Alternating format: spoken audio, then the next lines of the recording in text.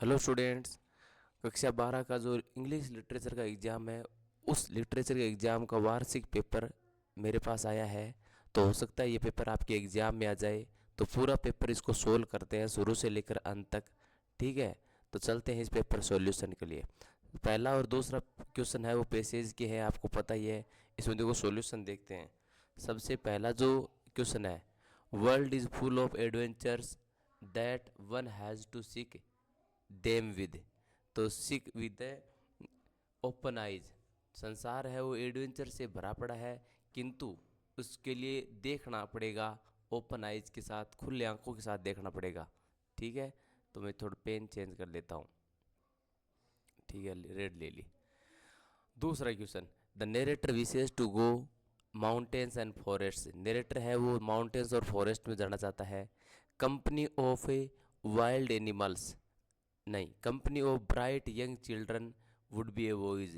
यानी bright young children के साथ जो साथ है वो हमेशा एक समुद्री यात्रा की तरह होगा।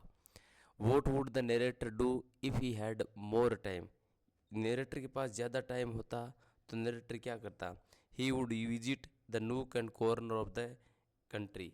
ही वुड विजिट, यदि उसके पास ज़्यादा टाइम होता तो ही वुड विजिट, वह विजिट करता the nook and corner of the world, nook and corner of the country, nook and sorry nook and corner of the country.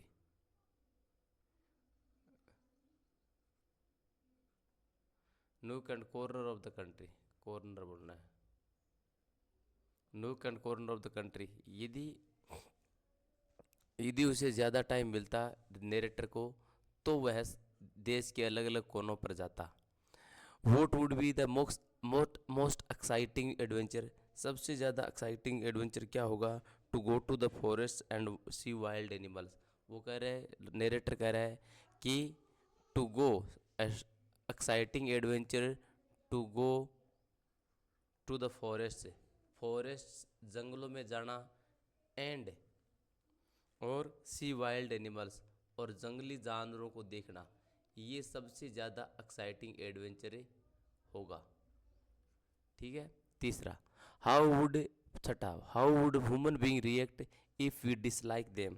यदि हम ह्यूमन बीइंग को डिसलाइक करते हैं तो वो कैसे रिएक्ट करेंगे? They would behave in the same manner. Human being, they would behave, human being behave in the same manner. Human being है वो सेम मैनर में ही बिहेव करेंगे। ठीक है, आगे देखो। Find out the word from the passage which is the opposite of domestic. Domestic होता है घरेलू, स्वदेशी। इसका उल्टा हो गया फॉरेन, विदेशी कहते हो, कह सकते हो। डल, डल में से नीरस होता है, इसका उल्टा होता है इंटेलिजेंट, है ना। अब आगे देखो, स्टेंज पोइम दी हुई है, उस पोइम के क्वेश्चन आंसर अपने को करने हैं।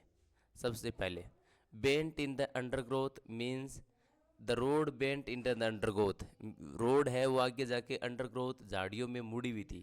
इसका मतलब सीधा सा है, द रोड इज रफ व्यूशी, नहीं, one couldn't see beyond the point. ये है कि कोई भी व्यक्ति उस पॉइंट से आगे मुड़ी हुए वहाँ से आगे देख नहीं सकता। वे लीड्स ऑन टू वे, रास्ता है वो दूसरे रास्ते पर तरफ जा रहा है। इसका मतलब हुआ कि द वे इज ओवरलेपिंग, एक रास्ता है वो दूसरे पर ओवरलेप कर रहा है। ठीक है। टेलिंग दिस विद ए साई, मैं ये दुख के साथ कहता रहूँगा। तो यहाँ कौन सा मूड है? शेडफुल मूड है, बी सही है। Why is wood termed yellow, wood है वो येलो क्यों बताया गया है? Because of the autumn season. यहाँ येलो बताने, वुड को येलो बताने का मतलब there is a autumn season, पतझड़ की सीजन है। And the leaves of the forest were yellow, पेड़ों की जो पत्तियां हैं वो एकदम कैसी है? पीली है। ऑटम सीजन को मार्क कर रहा है येलो शब्द। ठीक है। What do the two roads in the poem mark. दो रोड्स है वो पोइम में क्या मार्क कर रही है? टू चॉइसेज को। The road marks the two choices, road है दो विकल्पों को मार्क कर रही है कि हमारे सामने दो विकल्प आ जाए तो हम क्या करेंगे? दो रोड आ जाए, दो विकल्प आ जाए, कौन सा चुनना चाहिए? Why does the other road have better claim, दूसरी रोड बेटर क्लेम क्यों कर रही थी? बिकॉज इट वॉज ग्रेसी, क्योंकि वो ग्रेसी थी। And she want someone walk over there, वो चाहती थी रोड कि कोई उस पर चले, समवन यूज इट, कि कोई रोड को यूज करे, तो वो ग्रेसी थी और लुभावना ज़्यादा लुभा रही थी। It was tempting, grassy and tempting कह सकते हो, ग्रेसी एंड टेम्पटिंग। ठीक है।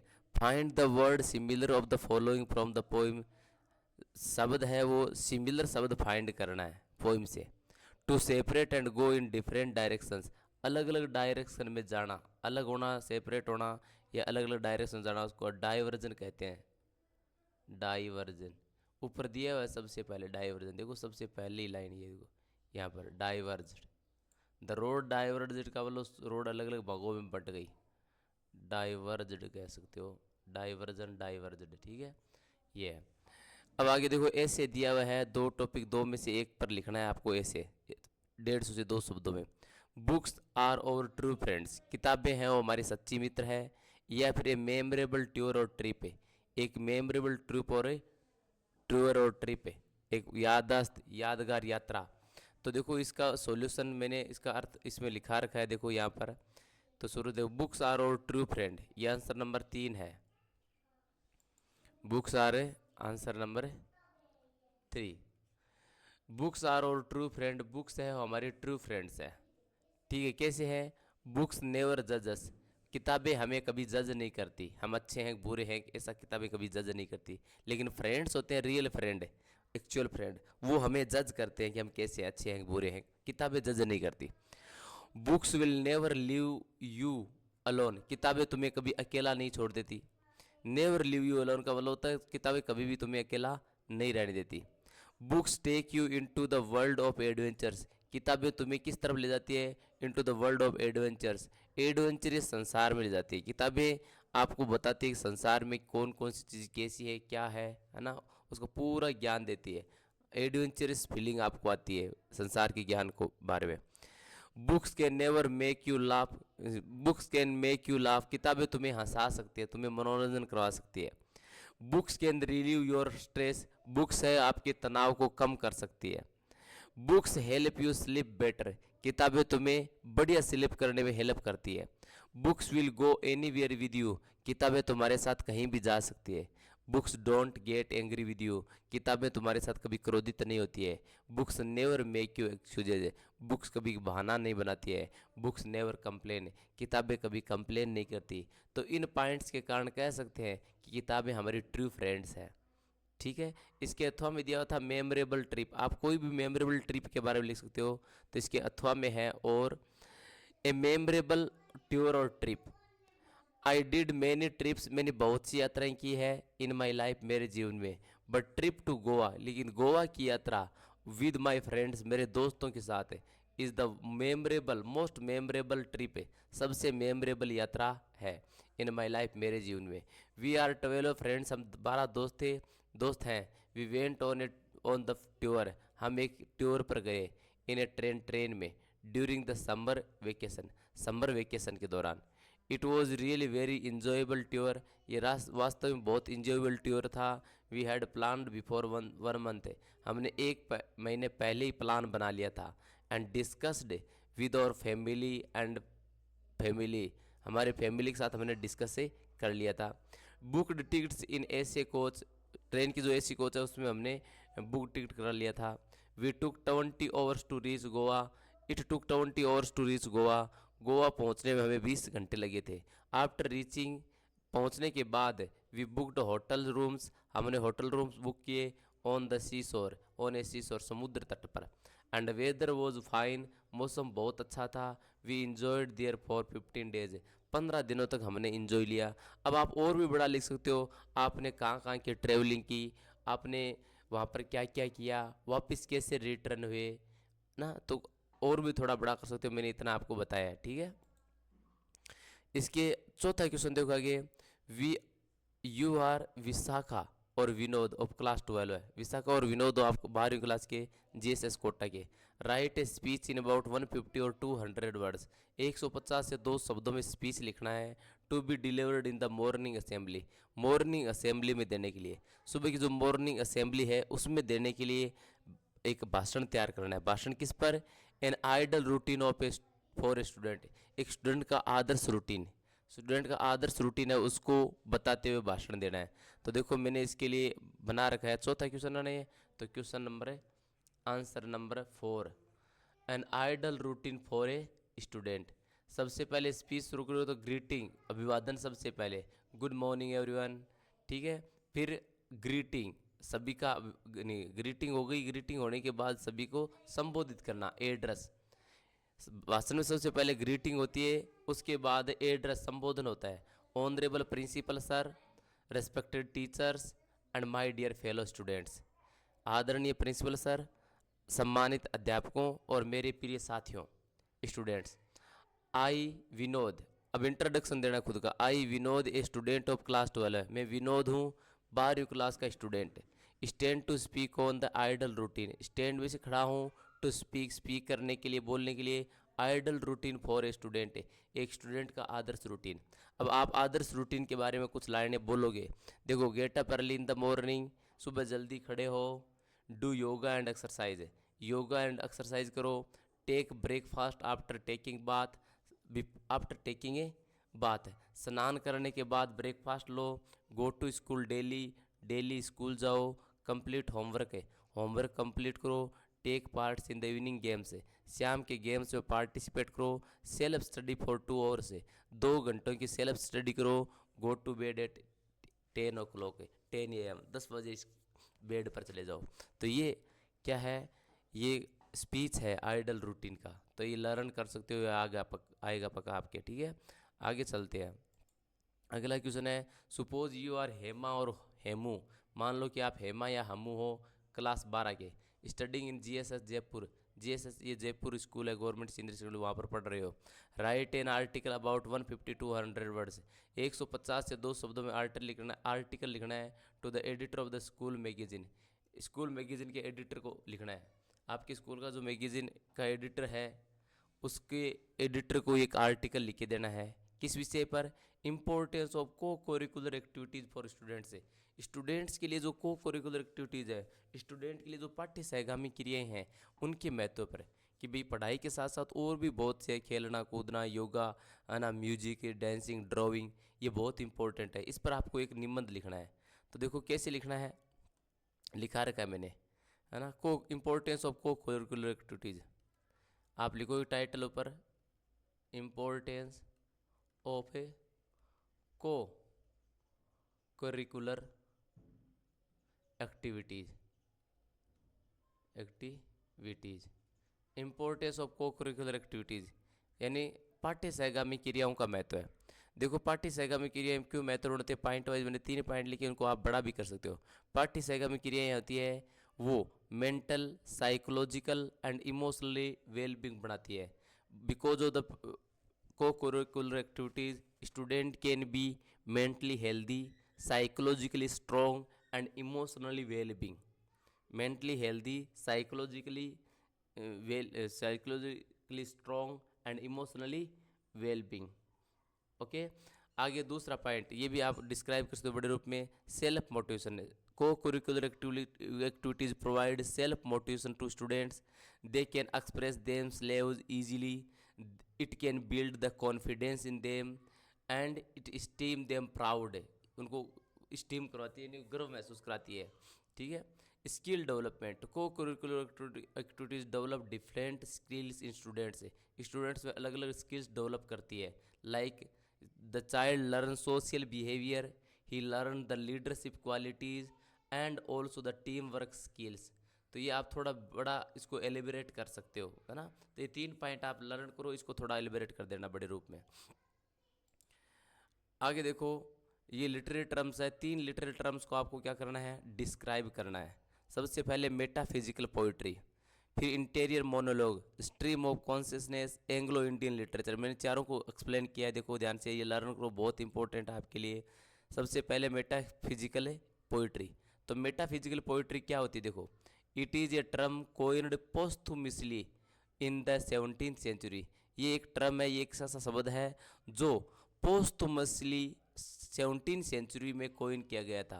यानी मेटाफिजिकल पोइट्री की डेथ होने के बाद या 17वीं सेंचुरी पास होने के बाद इस शब्द को कॉइन किया गया था। इस शब्द का विकास, ये ओरिजिनेट हुआ था, ये शब्द कॉइन हुआ, ये ओरिजिनेट हुआ था ये शब्द पोस्टमसली, है ना। रेफर्स, ये शब्द रेफर करता है to the works of a group of writers, group of writers के वर्क को, यानी एक ग्रुप ऑफ राइटर्स है उनके कार्यों को रेफर करता है मेटाफिजिकल पोइट्री, ठीक है। हुज लिटरेरी इंड्यूअर्स, जिनके साहित्यिक कार्य ट्रांसेंडेंट है, जिसके साहित्यिक कार्यों ने ट्रांसेंडेंट कर दिया, चेंज कर दिया the conventional boundaries of the poetry, जो पोइट्री की कन्वेंशनल बाउंड्रीज थी, पोइट्री की जो पारंपरिक बाउंड्रीज थी उनको चेंज कर दिया। यानी पोइट्री पहले जिस परंपरा से लिखी जाती थी उस परंपरा वाली बाउंड्री को इनके कार्यों ने चेंज कर दिया। यानी मेटाफिजिकल स्कूल ऑफ पोइट्री है वो ऐसा शब्द है जो 17वीं शताब्दी में ये कॉइन हुआ था। वो ग्रुप और राइटर को रेफर करती है, मेटाफिजिकल पोइट्री एक ग्रुप और राइटर को रेफर करती है। और उनका कार्य ने क्या किया कि जो कन्वेंशनल जो बाउंड्रीज थी पोइट्री की उस समय, यानी जिस तरीके से पोइम्स या पोइट्री लिखी जाती थी उनके नियमों को बिल्कुल उन्होंने चेंज कर दिया। तो मेटाफिजिकल पोइट्री के जो मुख्य पोइट थे वो थे जॉन डन, जॉर्ज हर्बर्ट और एंड्रयू मार्वेल। ये 3 पोइट थे मेटाफिजिकल स्कूल ऑफ पोइट्री के मेन, जिसमें मुख्य तो था जॉन डन। इसकी विशेषता कौन कौन सी मेटाफिजिकल पोइट्री की? कंसीट, कि ये बहुत ही बड़े कंसीट यूज करते थे। Imagery, far fetched imagery use करते थे। फार फेच्ड इमेजरी यानी जिसकी आप कल्पना ही नहीं कर सकते। जॉन डन की एक पोइम थी, है ना, कि पेड़ के जड़ों से वो बच्चे का जन्मना, है ना, और जब तक तुम्हारे बाल सफ़ेद नहीं हो जाए तब तक यदि तुम यात्रा करते रहो घोड़ों पर, है ना, तब भी एक अच्छी आदर्श स्त्री आपको नहीं मिल पाएगी। तो बहुत बड़ी फार फेच्ड इमेजरी ये यूज़ करते थे। इरेगुलर मीटर, और मीटर जो इनके तुकबंदी थी को पोइम को लिखने की, तो वो कोई रेगुलर मीटर ये यूज नहीं करते थे। तो ये इनकी 3 कैरेक्टरिस्टिक है मेटाफिजिकल स्कूल ऑफ पोइट्री की, ठीक है। ये छोटी परिभाषा आप लर्न कर सकते हो, ठीक है। इसके अलावा देखो दूसरा था इंटीरियर मोनोलॉग। इंटीरियर मोनोलॉग क्या होता है? इंटीरियर मोनोलॉग है, interior monologue is a literary device, एक प्रकार लिटरेरी डिवाइस है that shows A characters thought, जो क्या करता है किसी कैरेक्टर के विचारों को, फीलिंग्स को और एसोसिएशन को प्रदर्शित करता है। इंटीरियर मोनोलॉग है वो एक ऐसा साहित्यिक डिवाइस है जिसमें किसी पात्र के विचारों, फीलिंग्स और एसोसिएशन को शो करता है। It is also known as a inner monologue, इसका दूसरा नाम है इंद्र मोनोलॉग। इंद्र मोनोलॉग के रूप में भी जाना जाता है इंटीरियर मोनोलॉग, है ना, ठीक है। इसमें किसी कैरेक्टर के थॉट्स और फीलिंग्स है, एसोसिएशन है, ये बताए जाते हैं। यानी कोई कैरेक्टर है अपने थॉट्स फीलिंग्स बताता है, इंटरनल फीलिंग्स, मन की जो बातें हैं वो सीधी वो एक्सप्रेस करता है, ठीक है। कैसे काम करता है ये देखो, इंटीरियर मोनोलॉग ये दिया हुआ है। The reader can observe the characters inner thoughts without summarising narrator. देखो रीडर है वो ऑब्जर्व करता है किसी कैरेक्टर के इंद्र विचारों को, आंतरिक विचारों को, बिना कोई समराइज किए। It can be presented in first and third person, ये जो डिस्क्रिप्शन है वो फर्स्ट पर्सन और थर्ड पर्सन दोनों रूप में प्रेजेंट किया जा सकता है। It can be a stream of consciousness, ये जो वर्णन है, डिस्क्रिप्शन होता है इंटीरियर मोनोलॉग का, वो एक स्ट्रीम ऑफ कॉन्शियसनेस का हो सकता है, या मोर और ऑर्गेनाइज्ड प्रेजेंटेशन ऑफ थॉट्स है, थॉट्स का ज़्यादा ऑर्गेनाइज्ड प्रेजेंटेशन ये हो सकता है। कैसे यूज होता है? It reveals the characters private desire, frustrations and point of view. ये जो इंटीरियर मोनोलॉग है वो किसी कैरेक्टर के निजी विचार है, निजी इच्छाएं, निजी जो कुठित विचार है या उनका जो दृष्टिकोण है, पॉइंट ऑफ व्यू है, उसको रिवेल करता है, यानी व्यक्ति के मन की बात ये बताता है। It helps the reader understand character psychology, ये जो इंटीरियर मोनोलॉग है हेल्प करता है रीडर को अंडरस्टैंड द कैरेक्टर साइकोलॉजी, कि किसी कैरेक्टर की कैसी साइकोलॉजी है, उसके मन स्थिति कैसी है, ये बताता है। It can help the readers empathize with character, ये हेल्प करता है रीडर को empathize with the character, character के साथ सहानुभूति स्थापित करने में ये हेल्प करता है रीडर को, ठीक है। इसके उदाहरण इंटीरियर मोनोलॉग के ये उदाहरण है, ये Molly Bloom's monologue in Ulysses by James Joyce, Penelope's episode in Ulysses by the James Joyce, Eliot's की जो long song of the Alfred Prufrock, ये भी इंटीरियर मोनोलॉग के उदाहरण है। ठीक है, अब देखो अगला और है जो इंटीरियर मोनोलॉग का एक दूसरा प्रकार है जो हमने अभी देखा। देखो stream of consciousness, stream of consciousness एक प्रकार इंटीरियर मोनोलॉग ही होता है। देखो ये स्ट्रीम ऑफ कॉन्शियसनेस है। देखो ये जो स्ट्रीम ऑफ कॉन्शियसनेस टेक्निक है that captures the characters thought, ये कैरेक्टर के विचारों को कैप्चर करती है एज दे हैपन, जैसा कि होता है, in a non linear way, non linear way में कैरेक्टर के जो थॉट्स होते हैं जैसे आते हैं वैसे विचारों को कैप्चर करने की टेक्निक है ना। It's often written as an interior monologue, ये इंटीरियर मोनोलॉग के रूप में ही लिखा जाता है। That disjointed and may have unusual punctuation, जो क्या करता है, जो इंटीरियर मोनोलॉग है वही डिसजॉइंटेड होता है, अनयूजुअल पंक्चुएशन होता है। तो सीधा सा जो स्ट्रीम ऑफ कॉन्शियसनेस है वो एक प्रकार का इंटीरियर मोनोलॉग ही है, लेकिन ये डिसजॉइंटेड होता है। एकदम जो विचार होते हैं वो एक सीक्वेंस में नहीं आते हैं, दिमाग में चल रहे विचार कभी कैसे जाते हैं और अचानक विचार चेंज हो जाते हैं। तो जैसे विचार चेंज हो रहे उस रूप में लिखना होता है द स्ट्रीम ऑफ कॉन्शियसनेस। ठीक है, ये टेक्निक कैसे काम करती है, देखो this technique aims to show how the brain moves from one thought to next. ये टेक्निक इस लक्ष्य पर होती है, ये शो करने के लक्ष्य पर होती है कि ब्रेन कैसे मूव करता है एक थॉट से दूसरे थॉट में।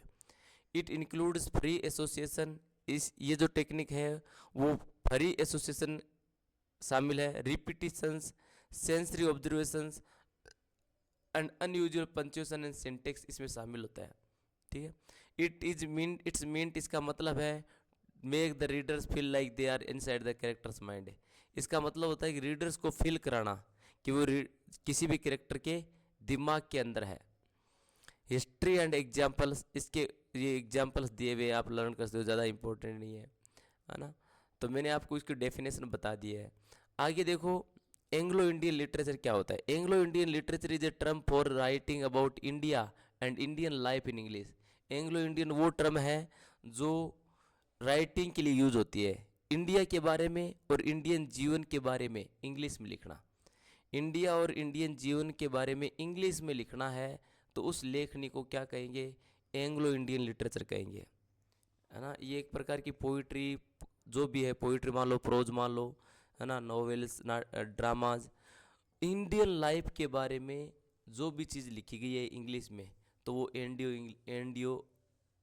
एंग्लो इंडियन लिटरेचर है।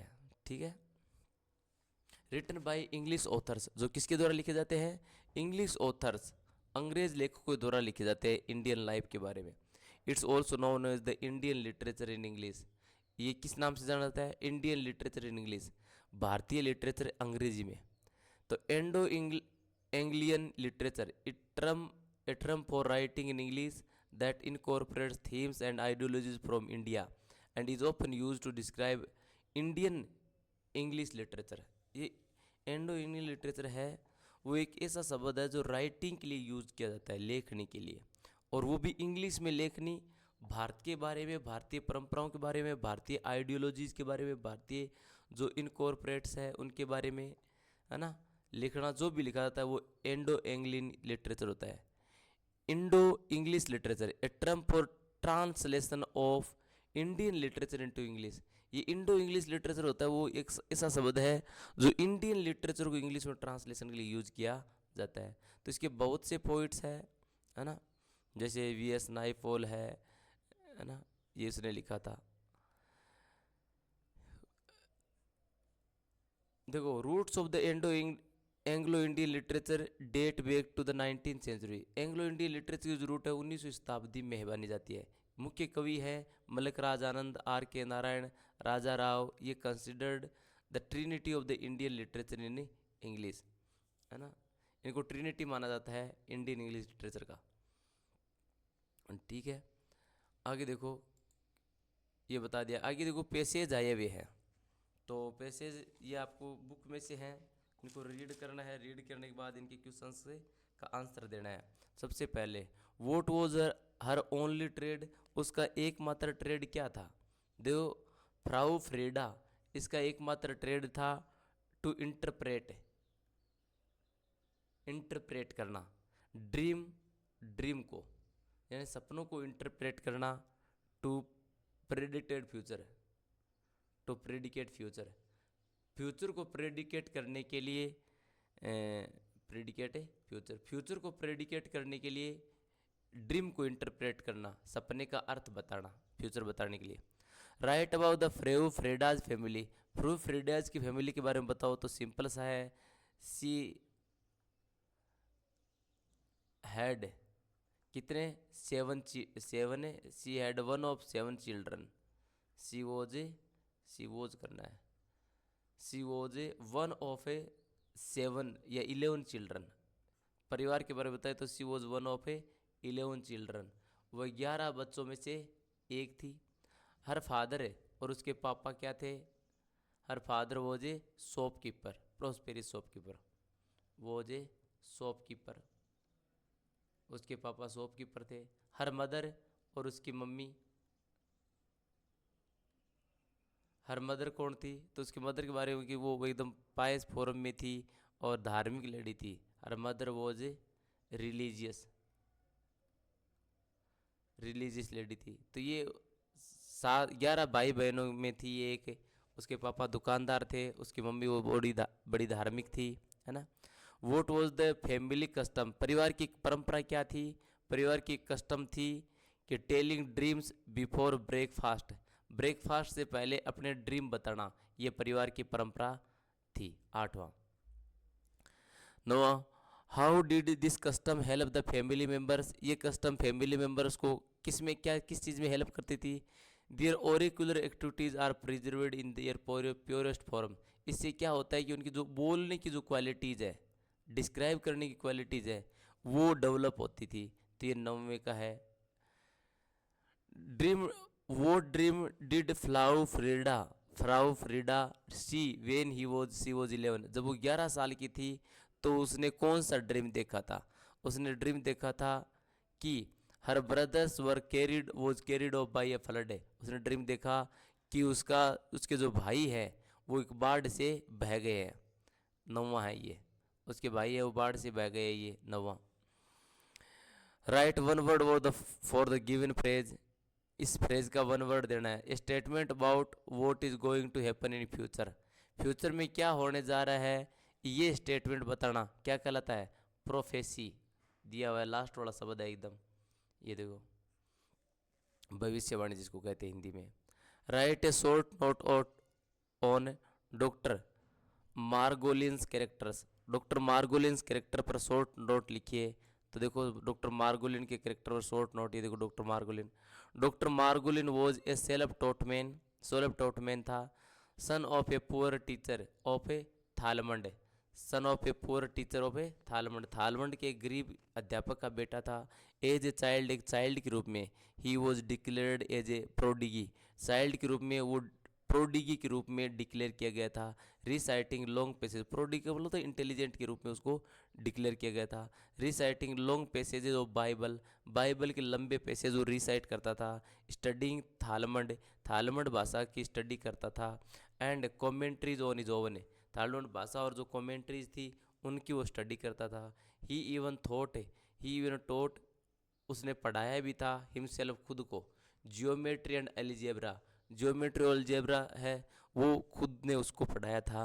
एट द एज ऑफ 17, 17 की एज पर ही अटेम्प्टेड ए ट्रांसलेशन, 17 की एज पर उसने ट्रांसलेशन अटेम्प्ट किया था। He was referred to as a great and illustrious, उसे ग्रेट और इलस्ट्रेस, ग्रेट और एक महान और एक अच्छा उदाहरण देने वाला व्यक्ति के रूप में रेफर किया जाता है।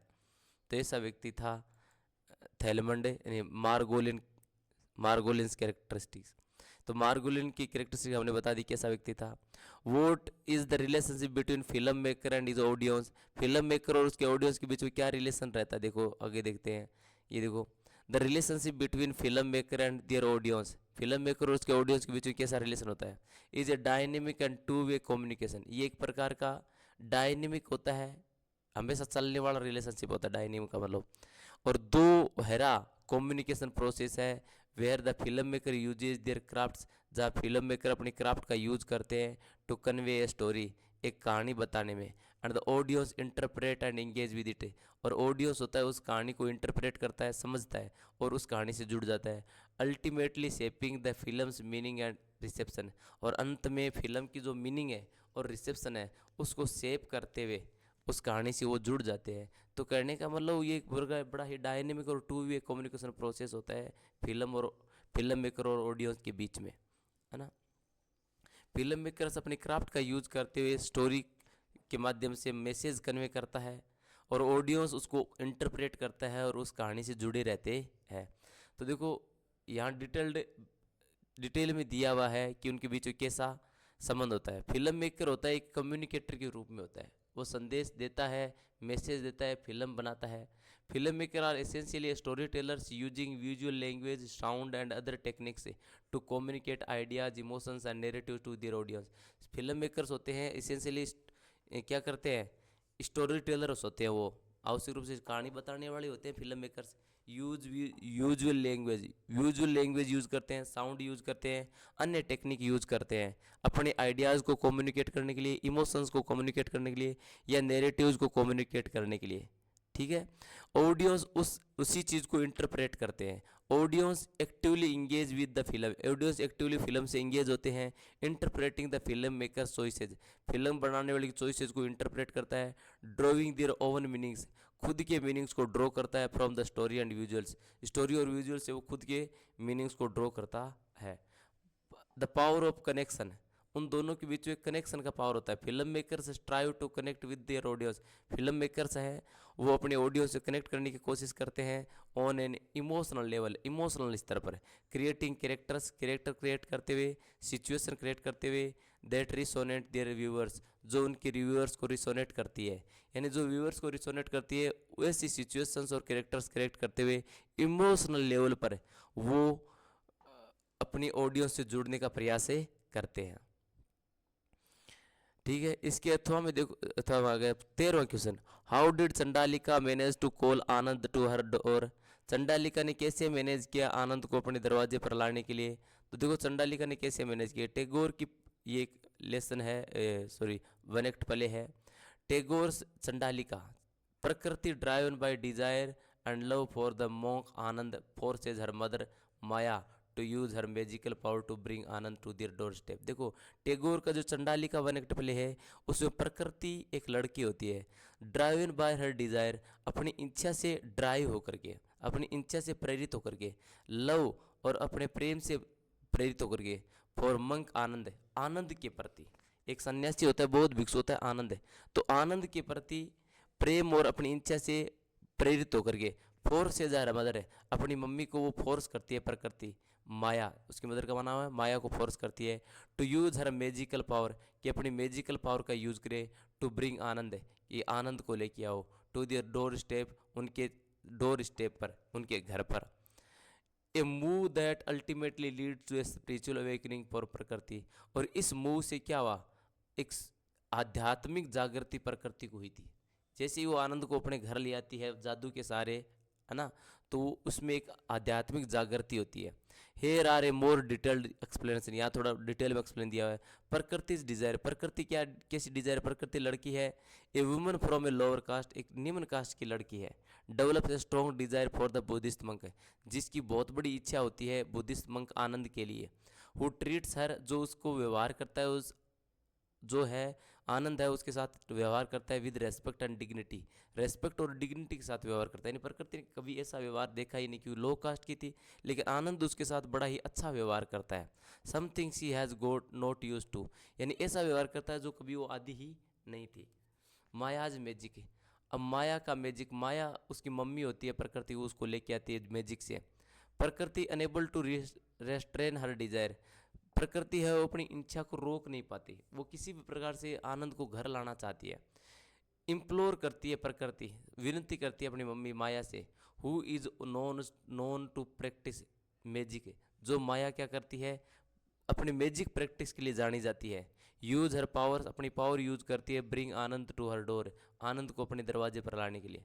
द स्पेल ऑफ अर्थ, प्रकृति का जादू, जो जो अर्थ है उसका spell. Prakriti refers to the magic of her mother uses as a primal spell, the spell of the earth. Prakriti है अपनी मम्मी का जो जादू उसको कहती है, क्या कहती है? प्रीमियल स्पेल कहती है, आदिकालीन जादू, या स्पेल ऑफ अर्थ कहती है। Which she believes it more potent than the monks immature sadhana, जिसको बिलीव करती है कि ये जो जादू है वो ज़्यादा ताकतवर है मंक्स की जो इमेच्योर साधना है उसकी तुलना। आनंद सराइवल, आनंद आ जाता है। Maya swayed by her daughter's desire, Maya अपनी बेटी की डिजायर से सवे होकर के, प्रभावित होकर के कास्ट द स्पेल, जादू करती है। And Ananda who is delicate monk, Ananda जो एक कमजोर साधु है, is forcefully brought to their door, forcefully उनको दरवाजे पर उस साधु को ले आया जाता है। His face distorted with agony and same, उसका चेहरा, आनंद का चेहरा वो विकृत है दुख से और शर्म से। ठीक है। What issues are highlighted in broken image by the playwright, ये नाटक है आपके सिलेबस में ब्रोकन इमेजेज। तो इस प्ले में कौन सी चीज़ें हाईलाइट की गई है तो हम पढ़ते हैं, देखो। इसके बाद है मालिनी का कैरेक्टर स्केच। ठीक है, तो कौन सी चीज़ें इसमें हाईलाइट की गई है, तो देखो ब्रोकन इमेज में क्या प्रेजेंट किया गया है। ब्रोकन इमेज में कौन सी चीज़ें हाईलाइट की गई है, ब्रोकन इमेज। तो how the broken mirror represents, जो ब्रोकन मिरर प्रेजेंट करता है आइडियाज, विचार। That people are not static, कि लोग हैं वो स्टैटिक नहीं होते हैं, सिंगल डायमेंशनल नहीं होते हैं, बट आर कंपोज्ड, वो लोग कंपोज्ड है वेरियस फ्रेगमेंटेड एस्पेक्ट्स, विभिन्न प्रकार के फ्रेगमेंटेड एस्पेक्ट से वो कंपोज्ड है। That together form their complete identity, जो अपनी पूरी आइडेंटिटी को फॉर्म करते हैं, बनाते हैं। तो सिंपल सा है, ब्रोकन इमेज है वो एक नाटक है जिस नाटक का मतलब होता है कि लोग जो विचार हैं उन लोगों के विचार कभी भी एक जैसे नहीं होते हैं, एक डायमेंशनल नहीं होते हैं, उनके विचार हैं वो अलग अलग टुकड़ों में टूटे हुए होते हैं, और वो टूटे हुए टुकड़े ही एक सिंगल आइडेंटिटी उनकी बनाते हैं। आगे देखो, the conversation explores how individual perceive them slaves and how other perceive them, ये जो कन्वर्सेशन है जो नाटक का, वो ये एक्सप्लोर करता है, ये बताता है, एक्सप्लोर करता है, खोज करता है। हाउ इंडिविजुअल्स, कि कैसे कोई व्यक्ति हैं, इंडिविजुअल होते हैं व्यक्ति, परस्यू करते हैं खुद को और दूसरों को, कि कैसे कोई व्यक्ति है वो खुद को परस्यू करते हैं, कैसे खुद को वो समझते हैं और कैसे दूसरों को समझते हैं। हाउ दीज परसेप्शंस, और किस प्रकार की जो परसेप्शंस है, इन्फ्लुएंस देयर अंडरस्टैंडिंग, उनकी समझ को प्रभावित करते हैं, ऑफ देयर ओन आइडेंटिटी, खुद की पहचान की समझ को कैसे प्रभावित करते हैं। ये जो कन्वर्सेशन है वो ये एक बात बताता है कि आदमी है वो कैसे खुद को परस्यू करता है, कैसे दूसरों को परस्यू करता है, और ये परसेप्शंस जो क्रिएट करता है आदमी, वो उसकी खुद को समझ को कैसे प्रभावित करते हैं। The play highlights, play highlight करता है, क्या हाईलाइट करता है? आइडिया, एक विचार, that identity is not a fixed entity, कि कोई भी पहचान है वो एक फिक्स्ड एंटिटी नहीं है, कोई फिक्स कार्य नहीं है, but rather A series of shifting and broken images, पहचान है वो एक रेदर कैसी है, पहचान है एक series of shifting and broken images, एक बदल रही और टूटी हुई इमेज के रूप में पहचाना है। That come together to form a whole, जो एक होल का निर्माण करने में एक साथ आती है। तो कहने का मतलब ये हुआ कि भी ये नाटक ये चीज़ हाईलाइट करता है कि कोई भी पहचान है वो कभी एक जैसी नहीं होती है, वो एक टुकड़े टूटी हुई जो इमेजेस होती है, अलग अलग जो इमेज होती है उनको जोड़ करके एक सीरीज तैयार की जाती है।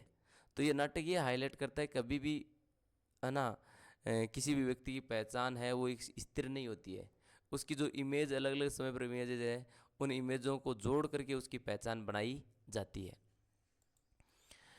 आगे देखो, इसके अगला है draw sketch of Malini as stated by Manjubala, Manjula, Manjula के द्वारा स्टेट की मलिनी है उसका कैरेक्टर स्केच ड्रॉ करना है।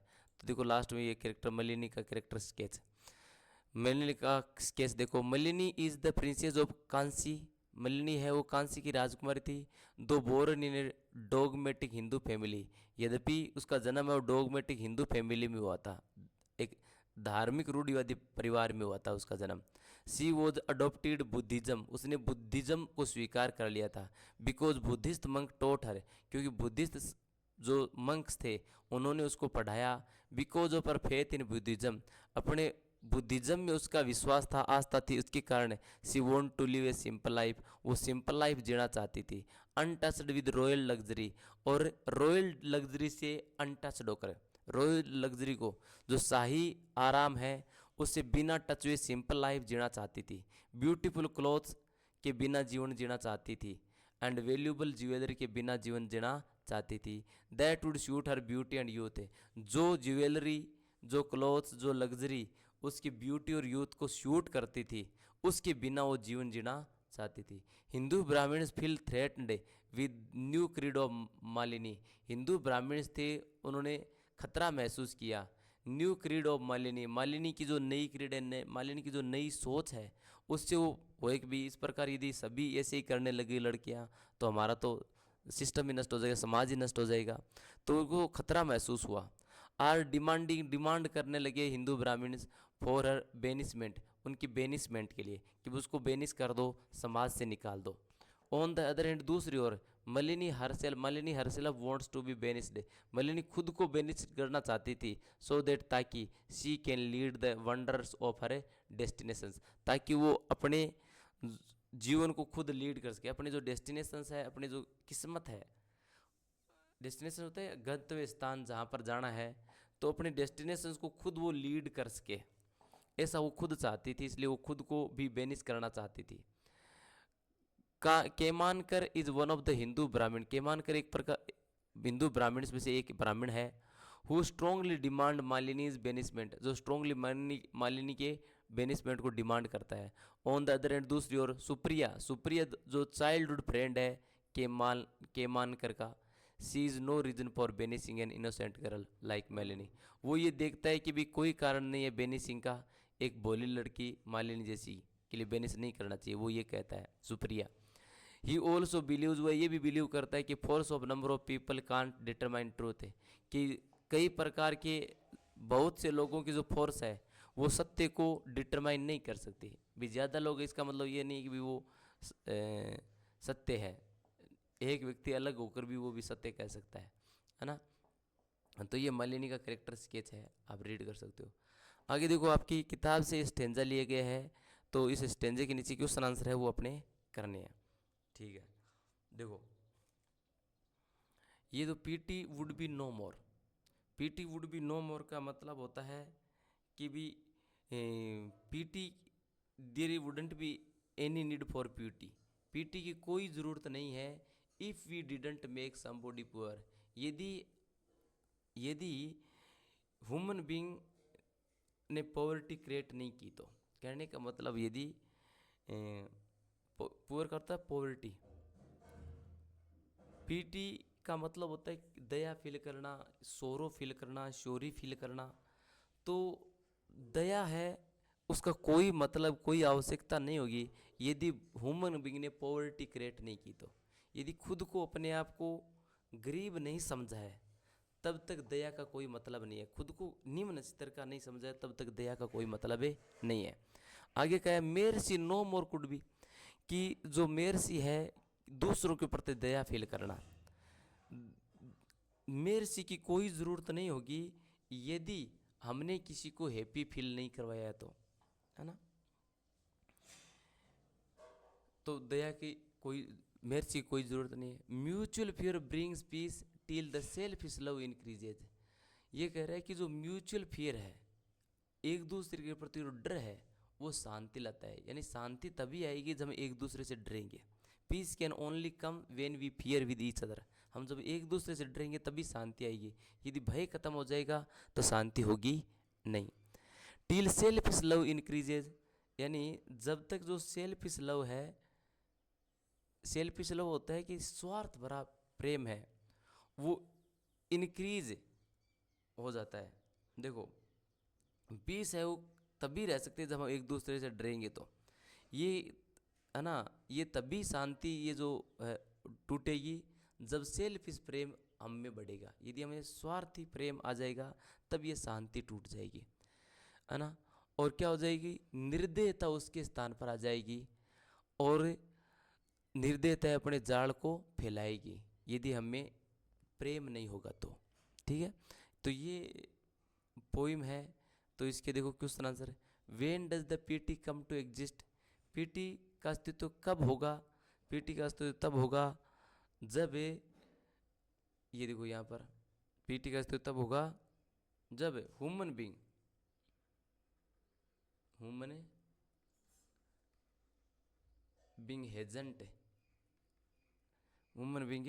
हेजेंट क्रिएटेड पॉवर्टी।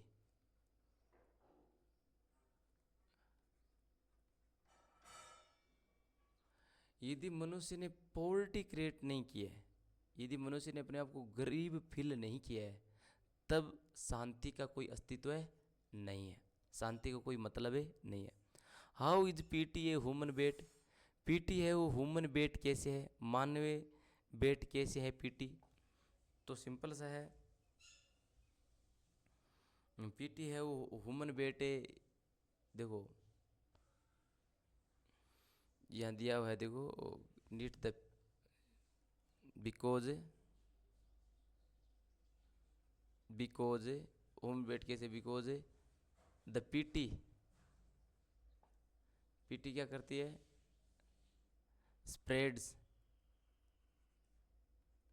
स्प्रेड करती है द क्रूलिटी, या क्रूलिटी नहीं, स्प्रेड द ये दिया हुआ ना, sorry, selfish love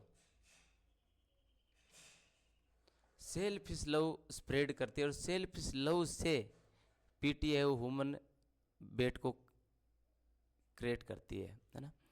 how can cruelty be killed, cruelty कैसे किल किया जा सकता है, तो क्रूलिटी कैसे किल हो सकती है, if you don't have a selfish love, we can kill the cruelty if you don't have selfish love, if a human don't have selfish love, यदि मनुष्य में सेल्फिश लव नहीं है तो क्रूलिटी अपने आप मारी जाएगी। What is the peace a consequence of, शांति का परिणाम क्या होगा, शांति है किस वजह से होगी, तो शांति है म्यूचुअल फियर की वजह से, शांति परिणाम होगी म्यूचुअल फियर की वजह से, यदि एक दूसरे से डरेंगे तो शांति होगी। तो ये 18वां का उत्तर है। आगे देखो, what needst thou such weak witness of thy name, thou in our wonder and astonishment has built thy self a live long monument. ये इस पोइम के पोइट का नाम बताना। देखो पोइम का नाम इसमें है, क्या नाम है, ऑन शेक्सपियर 1630, ये पोइम है और ये लिखी थी जॉन मिल्टन ने। इस पोइम में कहता है जॉन मिल्टन कि there is no need of creating monuments and a big marks for the Shakespeare because Shakespeare's works will automatically remembered by the people, कि भी शेक्सपियर के लिए किसी मोन्यूमेंट, किसी स्मारक बनाने की ज़रूरत नहीं है, क्योंकि शेक्सपियर को याद रखने के लिए शेक्सपियर के कार्य ऑटोमेटिकली लोगों के दिलों में रहेंगे। तो नेम है पोइट का, वो है पोइम का नेम है शेक्सपियर 1630 और जॉन मिल्टन ने इसको लिखा। Explain the weak witness, weak witness का मतलब क्या है, वीक विटनेस का मतलब होता है सेक्रेड रिमेन्स, पवित्र अवशेष, और मोन्यूमेंट्स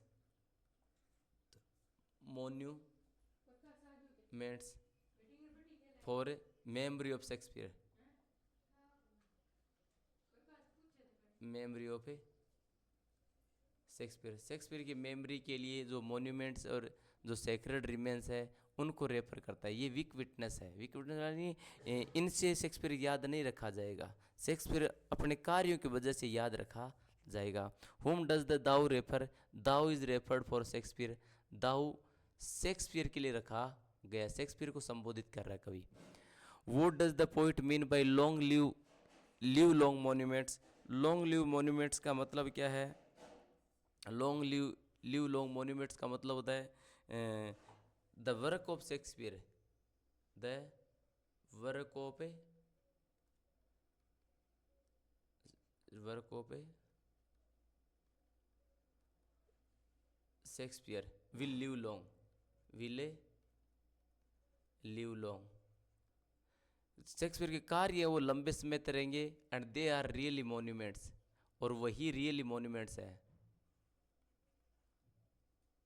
वही शेक्सपियर के रियली मॉन्यूमेंट्स है। ठीक है। Who does the poet address is in this lines, किसको संबोधित कर रहा है कवि? कवि संबोधित कर रहा है शेक्सपियर को। ठीक है, तो ये पोइम इसके बता दिया मैंने क्वेश्चन आंसर है। आपको अच्छा लगे तो चैनल को लाइक शेयर सब्सक्राइब करना।